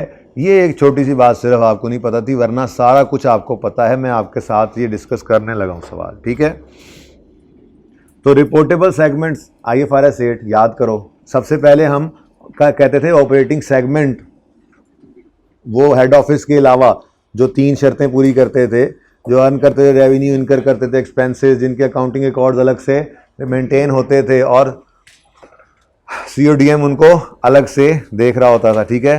तो ये 3 शर्तें पूरी करने वाले को ऑपरेटिंग सेगमेंट कहते थे। फिर हम कहते थे इन पे 10% टेस्ट लगाओ और 75% एक्सटर्नल सेल टेस्ट। 10% टेस्ट में टोटल सेल, टोटल एसेट्स और टोटल लायबिलिटीज़। यहाँ से इन दोनों टेस्ट से कुछ सेगमेंट्स रिपोर्टेबल आइडेंटिफाई हो जाते थे, बाकी सब सारों को हम नॉन रिपोर्टेबल कहते थे। फिर वो वर्किंग वन से हमने ये डाटा निकाला होता था। उसके बाद फिर हम सेगमेंट एनालिसिस में जाते थे तो रिपोर्टेबल को अलग रखते थे और बाकी सबको नॉन रिपोर्टेबल कह के अलग कर देते थे। वहाँ पे एक लंबी लिस्ट थी, मैंने कहा आपको जितनी मर्जी चीज़ें डाल लो, लेकिन सवाल के अंदर जो चीज़ें गिवन होती थी ज़ाहिर है वही लिखते थे हम, जिसमें external sale, internal sale, profit, operating expense ICAP दे देता है। इस सवाल में तो नहीं थे मेरे ख्याल से ऑपरेटिंग एक्सपेंसेस, ठीक है। उसके बाद एसेट्स हैं, लायबिलिटीज़ हैं, इंटरेस्ट एक्सपेंस है, इंटरेस्ट इनकम है, कैपिटल एक्सपेंडिचर है, अमोर्टाइजेशन है, डेप्रिसिएशन है, इम्पेयरमेंट है। ये सारी चीज़ें आ सकती हैं सेगमेंट एनालिसिस में, लेकिन सिर्फ उतनी चीज़ें लिखेंगे ना जितनी सवाल के अंदर गिवन होंगी, ठीक है। उसके बाद हम रेकन्सिलिएशन बनाते थे। IFRS 8 रिवाइज करा रहा हूँ। रेकन्सिलिएशन बनाते थे जिसमें हम रिपोर्टेबल्स को भी इकट्ठा करते थे, नॉन रिपोर्टेबल को भी इकट्ठा करते थे, और एडजस्टमेंट्स इंटर कंपनी के लिए और अदर एडजस्टमेंट्स, ये 2 कॉलम ऐड करके टोटल बनाते थे, ठीक है। वैसे तो आपको ये कहा था कि प्रैक्टिकली तो ये सेगमेंट एनालिसिस और रेकन्सिलिएशन इकट्ठा ही बन रहा है आजकल, ठीक है, लेकिन ICAP अलग अलग रखता है, हमने भी अलग अलग ही बनाया हुआ था, ठीक है। अब इसमें सिर्फ इतनी सी बात आपको नहीं बताई थी। अच्छा, एंटिटी वाइड डिस्क्लोजर्स भी आपको बता दिए थे, बल्कि कई सवालों में किए भी थे। एंटिटी वाइड डिस्क्लोजर्स कौन से थे कि अगर कोई मेजर कस्टमर है, मेजर कस्टमर कौन है, जिसका जो आपकी एक्सटर्नल सेल के 10% से ज़्यादा किसी एक बंदे को सेल हो रही है तो वो आपका मेजर कस्टमर है, ठीक है। फिर लोकल और फॉरेन सेल्स का बताओ, लोकल और फॉरेन एसेट्स का बताओ, ठीक है। ये क्या थे? ये एंटिटी वाइड डिस्क्लोजर्स थे, ठीक है। ये सारी बातें आपको करवाई हुई थी इस सवाल के अंदर। ये काश ये सवाल आप लोग ये टेस्ट देते फिर मैंने जब टेस्ट आप लोगों को दे दिया था तो काश आप लोग घर पे कम से कम इस सवाल को कर लेते, बहुत दुख हुआ। बहरहाल इन सारी बातों से कता नज़र जो बात मैंने नहीं बताई हुई थी, जो रह गई थी, कहता था पढ़ाएंगे, लेकिन वो अगला टॉपिक जब शुरू हुआ है ना तो उसने फिर मौका ही नहीं दिया हमें, ठीक है ना। वो क्या था, जनरल डिस्क्लोजर्स। इनके अंदर आपने मोटी मोटी बातें जो सवाल के अंदर लिखी हों वो आपने भी लिख देनी होती। जैसे केमिकल, सोडा, फार्मा आपने लिख दिया, reportable segments chemical, soda, pharma है, और सवाल के अंदर अगर उन्होंने लिखा हुआ है कि केमिकल ये करता है, सोडा ये करता है, फार्मा ये करता है, तो बस वो एक एक लाइन आगे अंग्रेजी में लिख दो कि ये करते क्या हैं ये बता दिया जाए। बस ये जनरल डिस्क्लोजर है जिसको आपने देना होता है स्टार्ट के अंदर, ठीक है। तो ये थोड़ी सी बात जी, बेहतर है कि स्टार्ट में लिखो, लास्ट में नहीं, स्टार्ट में लिखो, उसके बाद सेगमेंट एनालिसिस करो, फिर रेकंसिलिएशन करो, फिर एंटिटी वाइड डिस्क्लोजर दो और फिर घर आओ, ठीक है। बेहतर है कि सेगमेंट्स के स्टार्ट, सेगमेंट एनालिसिस से पहले बताओ क्या सेगमेंट क्या कर रहा है, कौन सा सेगमेंट क्या कर रहा है, क्योंकि सेगमेंट के नाम से अक्सर नहीं पता लगता, ठीक है। जैसे हमारा सवाल था। अब आते हैं अपने सवाल पे जी। करना क्या है, करना क्या है, prepare disclosure related to segment reporting at 31 December X2, ठीक है। 5-7 मिनट दे दो बस, फिर छुट्टी देता हूं। Fashion X provides management and admin services.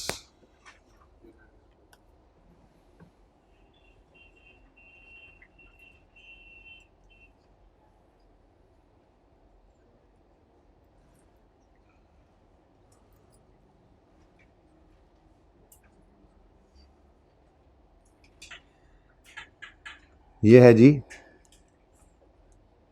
Fashion x, जो कि हेड ऑफिस है। ये रिपोर्टेबल सेगमेंट नहीं था। कहता है आगे, इट हैज 3 सब्सिडरीज, क्योंकि फैशन एक्स प्रोवाइड कर रहा है सिर्फ मैनेजमेंट एंड एडमिन सर्विसेज ना, तो हेड ऑफिस हुआ, ठीक है, और ये है भी पाकिस्तान में, ठीक है। अब वो कह रहा है fashion x corporation has 3 subsidiaries, dress, shirt, promo. Dress, shirt, वो याद है निशात या गोर में इस तरह से बनाया था, शर्ट, प्रोमो, ये 3 हैं, ठीक है। बल्कि एक काम करो, प्रोमो को इधर लाओ जी, शर्ट, ड्रेस और प्रोमो, ओके। ये 3 इनके ऑपरेटिंग सेगमेंट्स, पता नहीं हैं रिपोर्टेबल या नहीं, पर ऑपरेटिंग सेगमेंट्स तो हैं। कैसे पता लग रहा है, वो ऐसे पता लग रहा है, वो ऐसे पता लग रहा है। Business is conducted as follows, fashion X provide only management services, ये हेड ऑफिस है, ठीक है, ये हेड ऑफिस है, ठीक है। उसके बाद dress manufacture dresses, shirt manufacture shirts, both of them are located in China, ये दोनों चाइना में बने हुए, ठीक है ना। यानी कि इनके अगर जो एसेट्स होंगे एंटिटी वाइड डिस्क्लोजर में वो फॉरेन डेटर्स आएंगे, ठीक है। और इन्होंने अगर कहीं कोई आपस में इन्होंने कहीं आगे सेल की होगी तो वो उनकी लोकल सेल होगी। बहरहाल हम देखेंगे हमारी एक्सटर्नल सेल का कितना हिस्सा जो है वो एक्सपोर्ट के अंदर है, देखेंगे, ठीक है ना। बहरहाल ये दोनों चाइना में हैं।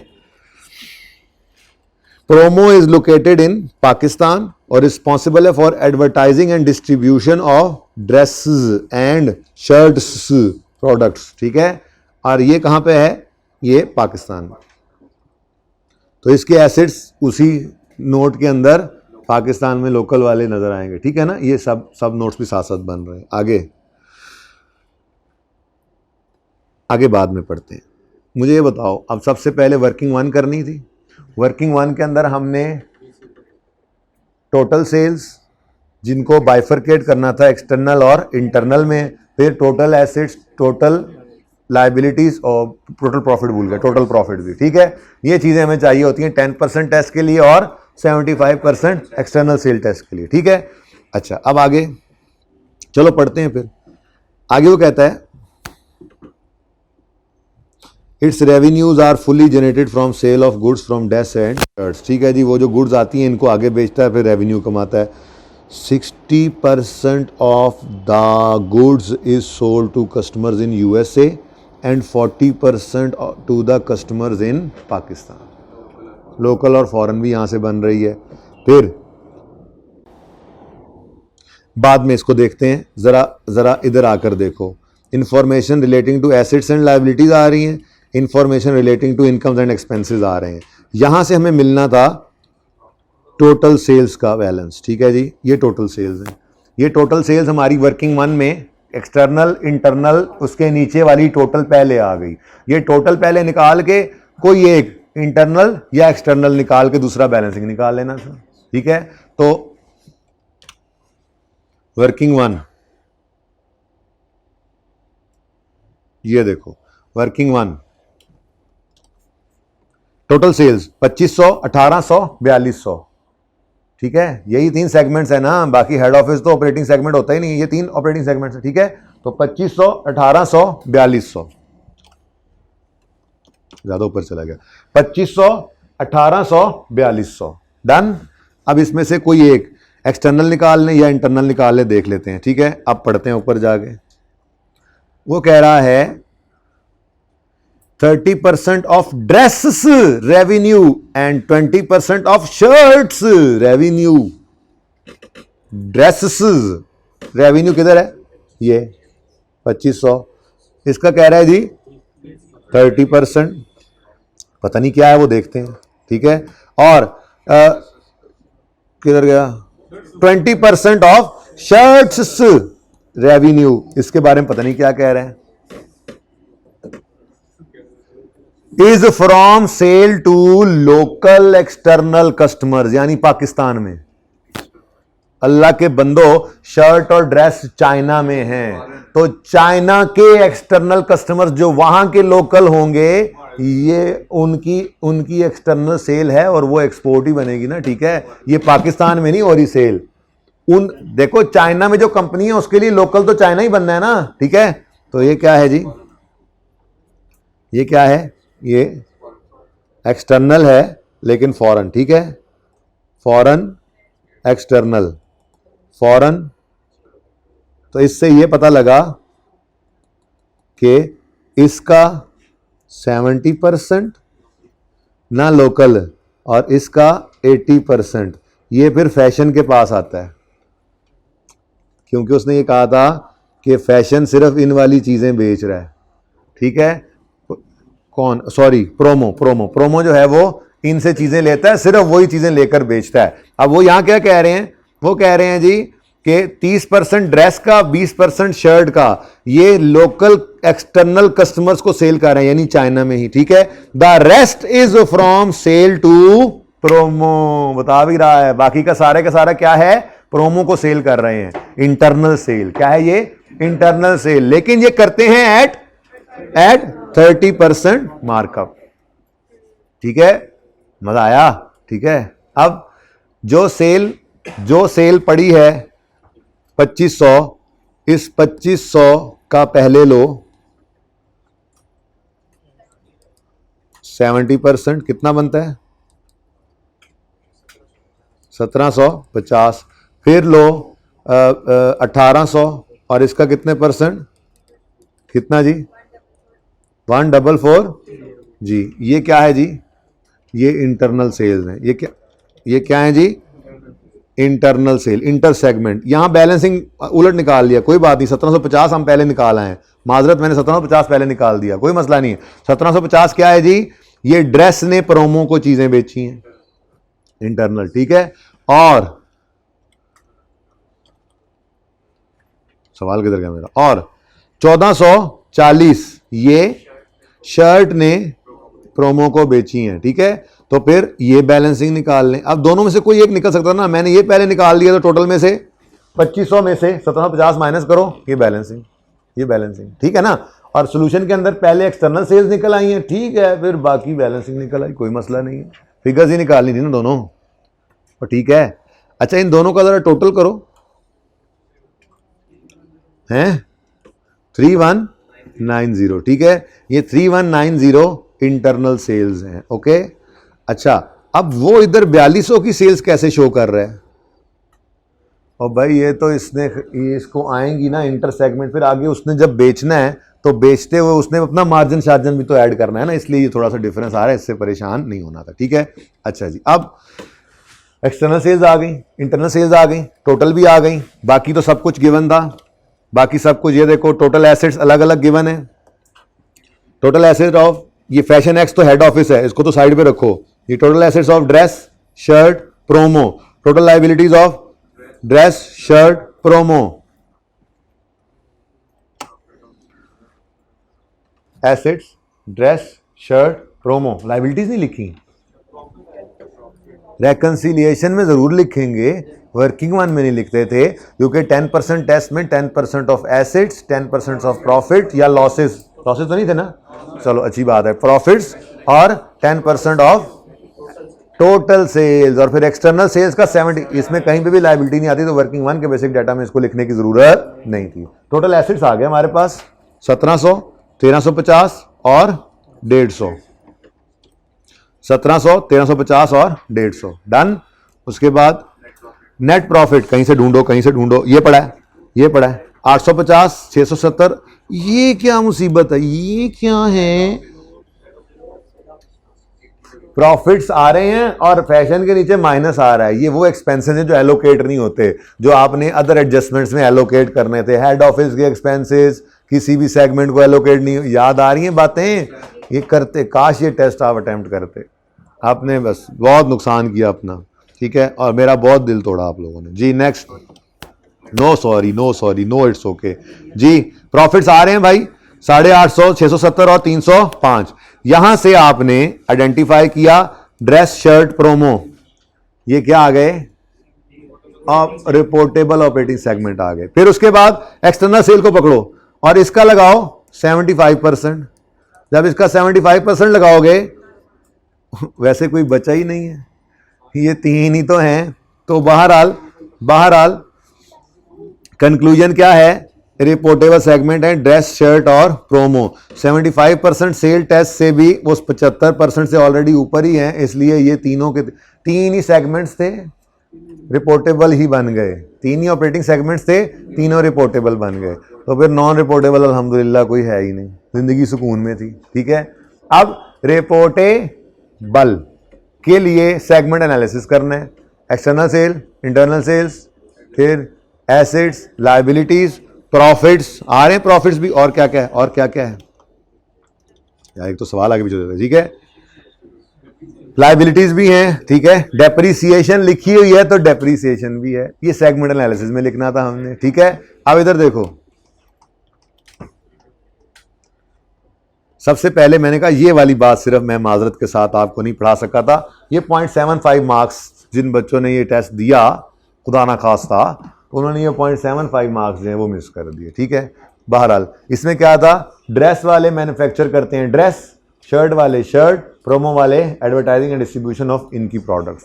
ये सिर्फ अपने अपने अपने ये जो सेगमेंट इंफॉर्मेशन में जिनको अलग अलग शो कर रहे हैं उनका, अदर्स को जरूरत भी नहीं होती, ठीक है। जो रिपोर्टेबल हो उनके बारे में लिख दो, ठीक है। उसके बाद सेगमेंट एनालिसिस में dress, shirt, promo, total, external, internal, total, segment profit, assets, liabilities और डेप्रीसिएशन भी आ रही है, ठीक है। डिडक्शन भी आनी थी, सेगमेंट एनालिसिस है। फिर रेकंसिलिएशन के अंदर रिपोर्टेबल इकट्ठे कर दिए, नॉन रिपोर्टेबल है ही कोई नहीं, और उसके बाद एलिमिनेशन। ये 3190 क्या है, इंटरनल सेल्स है, इंटरनल सेल्स, देखो देखो देखो इधर नीचे था, ये 3190 भी निकाला था, ठीक है। ये क्या है, इंटरनल सेल्स। तो इंटरनल सेल्स माइनस हुई तो फिर उसका प्रॉफिट भी माइनस कर दिया आपने, ठीक हो गया। उसके बाद ये 320 का एक्सपेंस है, एक तरह से लॉस नहीं है, बेसिकली एक्सपेंस कह सकते हैं, जो किसी को एलोकेट नहीं हुआ था। तो हमने जो एडजस्टमेंट्स वाला कॉलम है उसमें इसको माइनस शो करना था, -320, ठीक है। फिर सेगमेंट एसेट्स और सेगमेंट लायबिलिटीज हैं, इनके अंदर जब आपको नजर आता है फैशन एक्स के भी एसेट्स हैं, और ओह फैशन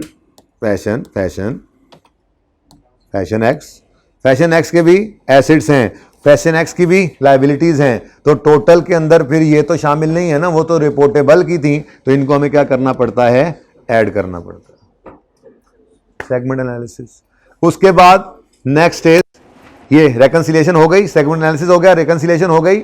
अब एंटिटी वाइड डिस्क्लोजर्स में आपने एक्सपोर्ट सेल्स और लोकल सेल्स, फिर एक्सपोर्ट फॉरेन एसेट्स और लोकल एसेट्स, और फिर मेजर कस्टमर वाली बात करनी, ठीक है। तो ये देखें रेवेन्यू सिर्फ एक्सटर्नल का, रेवेन्यू यूएसए में कितना है, सवाल ने लिखा हुआ है, दिखाता हूं अभी, देख ही लें क्या कह रहा था, ये 2 पॉइंट छोड़े हमने, ठीक है। उन्होंने कहा 15% of sale of promo is to mister Joe Biden, 12% is to Sheikh Rashid. अब एक्सटर्नल सेल्स थी कितनी, अभी एक्सटर्नल सेल्स निकाली हैं हमने, एक्सटर्नल सेल्स टोटल हैं कितनी बताएं जरा, एक्सटर्नल सेल्स टोटल हैं कितनी,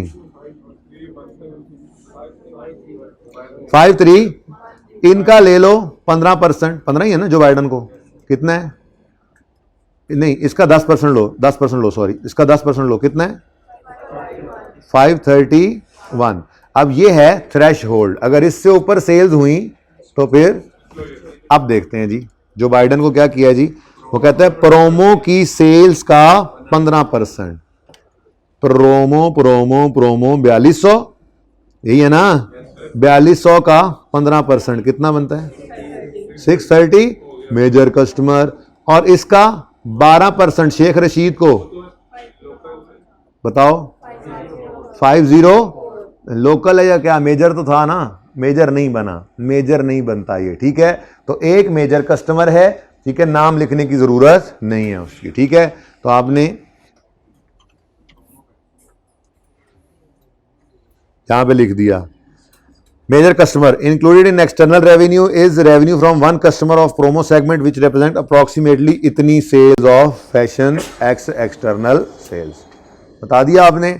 और उसके बाद ये एक्सटर्नल सेल्स का, ये देखो 4200 का 60%, 4200 का 40% यूएसए पाकिस्तान, और ये तो पहले ही निकाल लिया था ये चाइना, तो ये हमने रेवेन्यू अलग अलग किया, एसेट्स अलग अलग नज़र आ रहे थे वैसे ही उनको भी लिखा, तो एंटिटी वाइड डिस्क्लोजर्स भी देने। बहुत ही कीमती सवाल था, इसको ज़ाया करने वालों ने बहुत ज़ाया किया, अपना टाइम भी, अपनी एफर्ट्स भी, मेरी एफर्ट्स भी, इसलिए मेरी ये गुजारिश है कि इसको मोटा मोटा डिस्कस मैंने कर लिया है, आप लोग एक दफ़ा फिर एक नए जज्बे और नीयत के साथ घर जाके इस डिस्क्लोजर को बनाएं जी।